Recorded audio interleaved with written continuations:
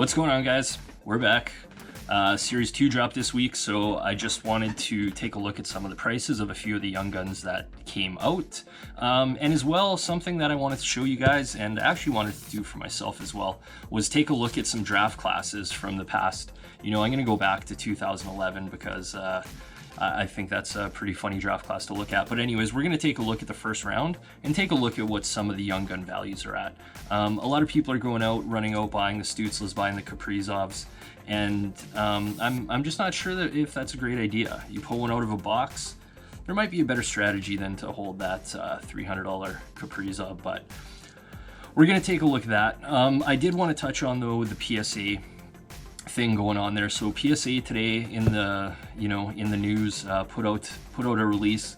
They're essentially stopping all services, so all submissions are stopped as of today. I think it's a really good idea. With the backlog that they have to address that. And they also put in the posting that they're building, that they acquired another 58,000 square feet of office space or floor space for them to be able to, do their thing to grade cards and just have that space available. So I think that's a great idea. As inconvenient as it is for me, because I have cards that, I planned on sending into PSA, in the long run, it's going to be best for them if they can come up with a system where things are going through at a proper pace and they have the line down and the infrastructure is there. Then they can start working on the even more efficiencies, things like the technologies along with the grading. But the first thing that they need is just volume of people to get at these cards. So while they shut this down, I assume what they're doing is building that infrastructure, hiring the bodies, getting people trained to grade, and all the other things that come along with grading cards, getting those things in place so that when the submissions pile back in, when they open up, they're able to handle them. I think the other companies are going to see likely an increase in grading submissions, but what are they doing to address the bigger problem? Because it doesn't look like demand is slowing anytime soon. That could change. That's the environment that we're in. A lot of people are creating submissions and putting cards in for grading, but the other companies aren't really addressing that. I mean, HGA is addressing it by limiting their submissions, but at some point, like you have to scale to turn this into a bigger business or to become a real competitor. Otherwise, if you're a BGS or an SG, whatever the other bloody grading guys are, CSG, there's a pile of them. What are they doing to address this? We know that they're all backlogged, and at some point it has to be looked at. And so PSA is doing that. They're doing what they have to do. Shut it down, get some of the cards out, and at the same time, again, build the infrastructure to do this properly. But, I didn't want to do a whole video on PSA, so that's just sort of my feelings on it. It's inconvenient, but I think it's absolutely the right move. I think it's very smart, and I'm looking forward to seeing what the process looks like after they can clear some of this backlog and get to a place where they feel there's stability. But we're going to take a look at some young guns, go through the draft classes, take a look at some values, and just chat a little bit. Let's take a look at some young guns. Okay, guys, so with all the excitement of Series 2, let's take a look at, some of the prices of the cards. Now, this happens all the time. A new product comes out and, people just jump at it, right? It's the hot new shiny thing, and they want to get that. So prices tend to be a little bit out of control when a product first comes out. And I just, there's probably some new people listening to this thinking, well, I want to get myself a Kaprizov, or I want to get myself a Stutzla. And, is now the best time? I would certainly argue it is not the best time. We've already seen prices fall quite a bit. We saw it, first of all, we'll take a look here, like Alexis Lafreniere, $180. These are just recent comps that I grabbed. They might be off by a couple bucks, but they're relatively close. Alexis Lafreniere was fetching over $400 when Series 1 came out this year, down to under half that at $180. And, you can see his 33 games played. He's got 9 points. He's actually picked it up to some extent, but everyone was amped on Lafreniere. He was going to be the next whoever. Anyways, people paid a lot of money for that. I just want to show you guys this, so hopefully you don't make that mistake. We have Tim Stützle here, selling at $160. I put this together yesterday. It was at $160, and I just saw a sale right before I made this video at $120 today. So, Stützle coming down to a lot more reasonable price. When he first came out, he was up at I believe he was over $200, to closer to the $250 mark, and has done nothing but fallen since then. Okay. So we'll take a look at these other guys. We have Lucas Raymond, Jake Sanderson, Jamie Drysdale, Alexander Holtz. Drysdale's playing now in Anaheim there. He's got 2 points in 5 games. What's going to happen with the price of these guys? Yaroslav Askarov, a goalie highly touted. I imagine, they're going to come out and fetch a good dollar. Should you be paying it? In all honesty, guys, I don't like telling people what to do. I just think there's a very clear trend here that when the prices come out, they're at the very top. The other thing you can do is open some cases and sell it while the price is high. I mean, that's super dangerous too. There's a pile of boxes out there, everyone posting how their box is nothing. So you want to be careful doing that too. If you're doing it for entertainment and for fun, that's great, but that's what it should be. Trying to turn this into a plus EV thing or a plus EV opportunity just isn't a thing. It is not plus EV to rip that wax, and that's the reason why people sit on it, because it's worth more unopened than it is open.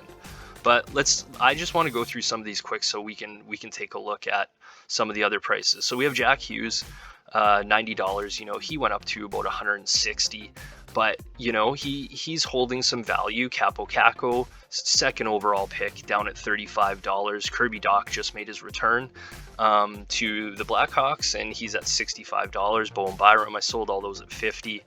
He's down to about $42. Dylan Cousins, $45. So he was just released in Series 2 here. I think that price is a lot more reasonable, and Dylan Cousins is actually the guy who I will be grabbing. I'm gonna wait till the off season. I don't have any. I didn't run out and buy any. I'm gonna buy these things in July and August when I'm sitting on the beach and they're at the bottom. And I feel like if it's at $45 right now, I'll be able to pick this thing up for $20, $25 this summer. Maybe it won't be quite that low, but it's going to be lower than $45. I can pretty much assure that. And Dylan Cousins also got hurt, which is unfortunate. But, Broberg, $12. And then we got Peyton Krebs there, who isn't playing in the NHL this year, down at $12. But that's where prices go to. Ville Heinola, $5. Tobias Bjornfort, $2. And we'll take a look at the next year. So we got the number 1 draft pick, number 1 overall, right? What was Rasmus Dahlin going for in the Young Guns when he came out? I don't know, but he's at $25. Okay, Andrei Svechnikov's held some value. I do like Svechnikov, but he's come down from about $120 down to $75. Kotkaniemi, the center, Montreal went off the board, getting a center in Kotkaniemi, $55. So, pretty reasonable prices, I would say. Brady Tkachuk. Other than Svechnikov, probably the higher point getter on the list. You can see 111 points in 178 games, down at $35. So if someone told you, Brady Tkachuk was going to get 111 points in his first 178 games, and then they told you that the card value is going to be at $35 in 3 years, what would you think about that? Because that's in all likelihood what's going to happen with the Young Guns coming out of these boxes. And so I just want you guys to be careful and not make those mistakes. Barrett Hayton, $10. Philip Zadina, $15. Quinn Hughes obviously holding some value, $95. I mean, Hughes and Makar, definitely the 2 big ones from that series. Adam Boquist, $8. Vitaly Kravtsov just came over from Russia, no games played, $12. Evan Bouchard, $30. This one really surprised me. Bouchard is actually a really interesting player. Got a bomb from the point. Offensive defenseman prior to the NHL. He's got 5 and 19 this year, but $30. Oliver Wahlstrom, $38. So you're seeing the trend here, anyways, that prices aren't anywhere near a $300 Kaprizov, and Kaprizov is 23. I don't I don't get it. I hope you guys didn't make the mistake and run out and buy that card at $250 or something, but a lot of people did because there's eBay sales to prove that. Keandre Miller, 22, Nicholas Bodine, you know, so that rounds out your first round. Alexiev, a buck there. So let's take a look at the next number 1 overall pick. Nico Hischier, $25. Okay, what was Nico Hischier's card when it came out? I don't know. It was more than $25, I'll tell you that much. Nolan Patrick, $10. Heisk, 20, picking it up a little bit there in Dallas. They won the game tonight. Cale Makar, clearly the value of this draft class. I mean, Pedersen, you can make an argument for him at the 150 mark, but man, it's fun watching Makar. You guys know I'm an Avs fan, but God, like every game, the guy just, oh, I love watching him play. That sounded pretty raunchy, didn't it? I apologize. Anyways, Elias Pettersson, so there's your value, right? Cale Makar and Elias Pettersson were the guys. Very reasonably priced at $130 versus a $300 Kaprizov. Okay? Cody Glass, $20. We'll keep going through this. Some lower value guys. Martin Necas, looking good over there in Carolina. They got 3 pretty good lines, so their points are being a little bit more spread. You're not seeing it all from Svech, but Aho and Necas and who else did they got there? I feel like I'm missing a player, but you know, they got 3 pretty solid lines there, and I don't know. They could make a bit of noise in the playoffs this year. We'll see. Josh Norris, $17. You know, Kaylor Yamamoto playing with, you know, the best line in hockey. You know, he gets power play time with Draisaitl, McDavid. $17. All right, $17, not $170. $17. Shane Bowers and then Eli Tolvanen. So then we'll get, you know, now we're getting to the point where you're starting to see these players are more established, and so they've set their place within the market, right? So Austin Matthews obviously having a great year. He's actually down slightly, I believe, from the 750 here, and all these prices are in Canadian dollars.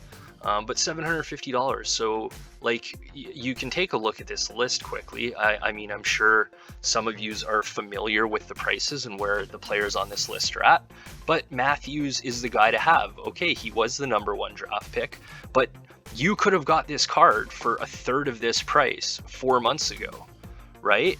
Like, that doesn't mean that when it came out paying $400 for it is okay. You want to wait and watch the player and see if he can do in the NHL what he did in junior, because most players don't, okay? They just don't. And the prices here reflect this, you know? Patrick Laine, $45, you know, tough situation there in Columbus. Luc Dubois playing great in Winnipeg. Puljujarvi, I'll zip through some of these. Matthew Tkachuk at $25. Clayton Keller, $19. So sort of what you'd expect. A little bit like average dollar cards, right? Like being over $30 for a young gun is actually somewhat rare. And then your big value guys, you know, we got Connor here, $1,100. Jack Eichel, you know, injured right now. His price has fallen down from about $130 down to $90. Dylan Strome, $7. Like, how much was Dylan Strome when he came out? $200, and he's a $7 card. Like, these are the things that happen. Like, guys just don't always turn out. Mitch Marner. And then once we get past this, you're not going to have a heck of a lot. You got Mikko there. Great pick by Colorado. $65. I think he's 5th in the league right now in scoring. Anyways, Dennis Gurianov, $6. Kyle Connor, or Matthew Barzal, $70. Obviously, great pick there by the Islanders. Great pick by Winnipeg. 2 solid players there. And then you got Brock Besser down a bit. I didn't put Konechny in there. I'm not sure if I didn't notice or what, but Konechny, I believe, is somewhere around a $20 card. So, you know, these are the prices, and they're, as I said, a little bit more established, and people are comfortable paying these prices. And if they perform, people get comfortable paying a little bit more. The next year, we'll take a look at Aaron Ekblad, you know, number 1 overall, $20. Sam Reinhart, $8. Leon Draisaitl was the guy to buy, right? Leon Draisaitl, same thing. You could have picked this card up a lot more inexpensively about 3 months ago. Now he's up to $550. Buying him at when the card first came out, you're likely just getting some of that money back now. But I'm going to zip through some of these. just to show, Dylan Larkin in here, David Pasternak, that was a short print set, so it's up at 450. But other than that, you have that whole draft class with very little value, Travis Sanheim. And don't get me wrong, remember, card value doesn't equate to good players. There's some decent players in here. There's William Nylander's there's Nikolai Ehlers, there's Kevin Fiala, there's Jakub Vrana. The list goes on. They're good players, but that doesn't translate into card value. Then we get into Nathan McKinnon, so he's, a few $100. Alexander Barkov, $85. So your top three, you have, one guy over $100 in the top three, and we'll take the top four because Jones had dropped a little bit, expected to be number 2 in that draft, but dropped to 4 anyways. He's at $10. Bo Horvat, that was a short draft or a short print year as well. Don't ask me for the year off the top of my head, but $160 there. And then, but we'll take a look at this draft class. So Nail Yakupov, Ryan Murray, Alex Galchenyuk, Morgan Riley. That guy probably should have been number 1 compared to the rest of this class. Well, you got Philip Forsberg and Vasilevsky there. Vasilevsky would certainly be number 1.